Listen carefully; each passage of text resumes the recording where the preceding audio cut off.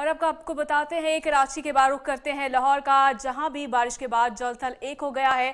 सड़कें और गलियां नदी नालों का मंजर पेश कर रही हैं। जी बिल्कुल, लाहौर में जमकर बारिश क्या बरसी के जलथल एक हो गया।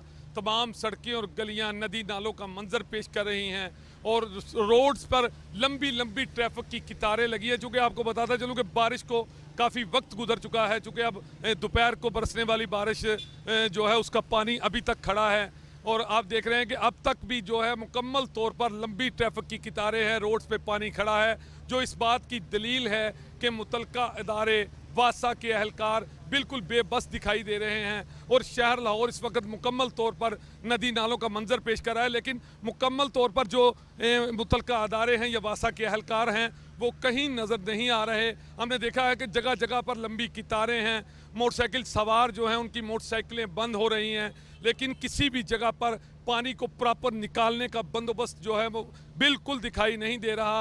अदारे बेबस दिखाई दे रहे हैं, लेकिन झूठे दावे जो है वो हमेशा की तरह किए जा रहे हैं। हमेशा की तरह वही दावा कि हमने बंदोबस्त किया है मानसून का, लेकिन मानसून जब से स्टार्ट हुआ है, जब से शहर लाहौर में बारिशें शुरू हुई हैं, एक भी दिन हमने नहीं देखा कि वासा के लोग कहीं काम करते हुए दिखाई दें। जगह जगह पर पानी जमा है, लोग परेशान हैं। इसी हवाले से मैंने देखा है कि बहुत अच्छे पोश इलाकों में भी जो है वो मुश्ताक मलिक, बहुत शुक्रिया, आपका अपडेट कर रहे थे।